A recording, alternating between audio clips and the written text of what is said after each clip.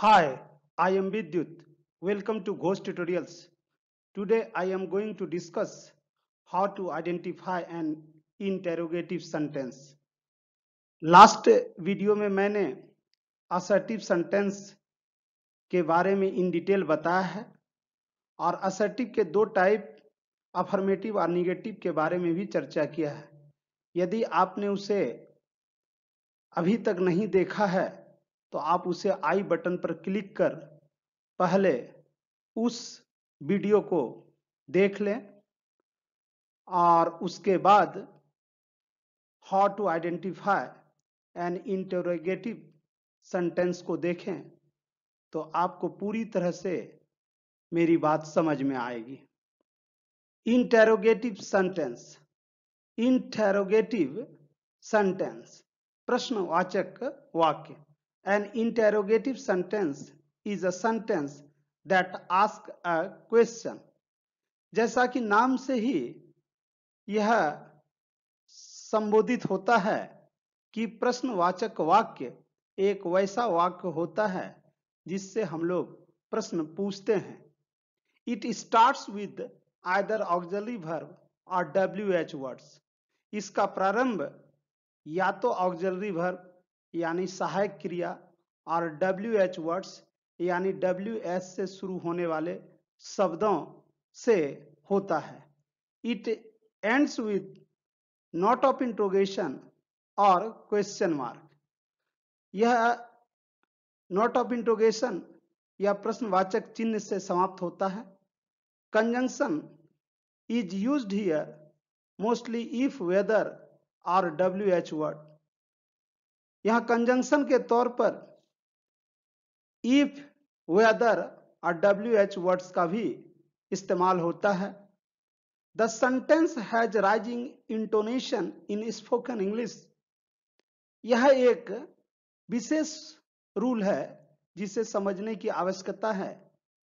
यदि हम किसी सेंटेंस में वॉइस रेज करके उसके पिच को बढ़ा देते हैं तो वह अफर्मेटिव सेंटेंस इंटरोगेटिव में मीनिंग देने लगता है।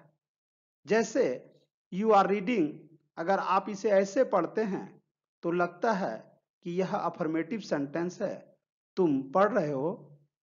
अब इसी सेंटेंस को यदि इस तरह से बोला जाए, you are reading, you are reading, तुम पढ़ रहे हो, तुम पढ़ रहे हो, यानी यहां कहने का तात्पर्य यह हुआ कि यह अफर्मेटिव मोड में व्यक्ति प्रश्न कर रहा है। यू आर गोइंग, इस सेंटेंस को पढ़ने से पता चलता है कि यह अफर्मेटिव सेंटेंस है और इसका स्ट्रक्चर भी उसी तरह है। But when you raise your voice, you are reading और यू आर गोइंग, तुम पढ़ जा रहे हो, तुम जा रहे हो, तो इस प्रकार बोलने से यह पता चलता है कि व्यक्ति प्रश्न पूछ रहा है। तो जब हम अपनी वॉइस को बढ़ा देते हैं तो अफर्मेटिव सेंटेंस सेंस इंटरोगेटिव में देता है। Such as are you reading, यह सेंटेंस ऑक्सिलरी वर्ब से स्टार्ट हुआ है। क्या तुम पढ़ रहे हो? Is she dancing on the stage, क्या वह रंगमंच पर नाच रही है? What are you doing right now, तुम अभी क्या कर रहे हो? यह WH वर्ड से यह सेंटेंस प्रारंभ हुआ है। I said to him, do you complete your work on time?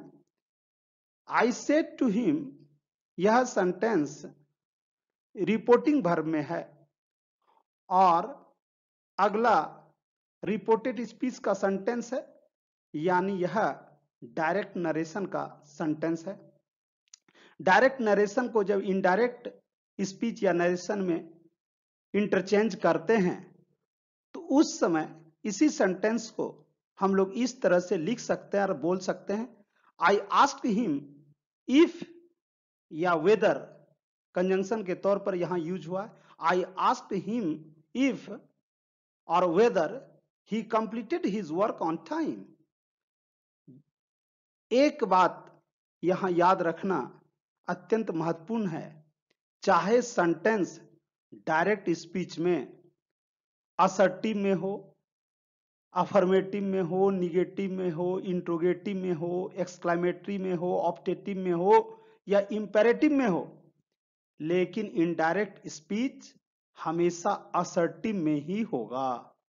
यानी डायरेक्ट स्पीच में के रिपोर्टेड स्पीच वाले पार्ट में यदि नोट ऑफ इंटरोगेशन या नोट ऑफ एक्सक्लेमेशन भी लगता है तो इनडायरेक्ट स्पीच में हमेशा लास्ट में फुल स्टॉप ही लगेगा। काइंड्स ऑफ इंटेरोगेटिव सेंटेंसेस यानी प्रश्नवाचक वाक्य के प्रकार। It is of 7 types. First one is known as yes no questions. Second one is known as WH questions. Third one is known as alternative questions. Fourth one is known as rhetorical questions. Fifth one is known as tag questions. Sixth one is known as short questions. Seventh one is known as double questions. According to word orders, these sentences can be categorized in 2 ways. First one is known as direct interrogative and the second one is known as indirect interrogative. Direct interrogative, it raises the question directly. इसका तात्पर्य यह हुआ कि यह सीधे तौर पर प्रश्न को करता है। It follows the following patterns, और यह निम्न पैटर्न को फॉलो यानी यह निम्न पैटर्न का अनुसरण करता है।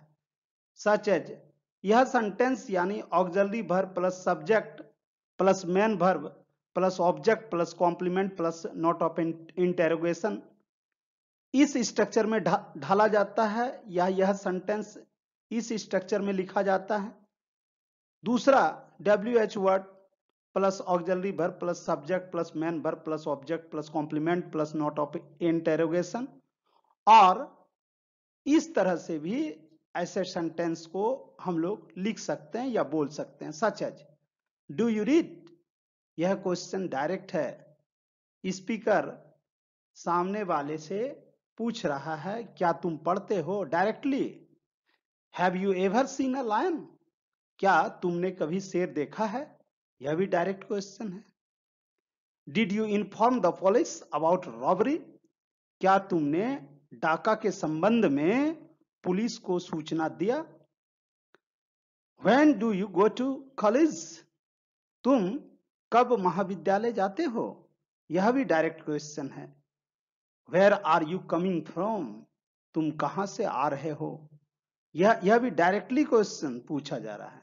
Since when have you been using glasses, आप चश्मे कब से लगा रहे हैं, यह भी डायरेक्ट क्वेश्चंस है। यानी डायरेक्ट क्वेश्चंस को हम डायरेक्टली ऑडियंस या स्पेक्टेटर से पूछ सकते हैं।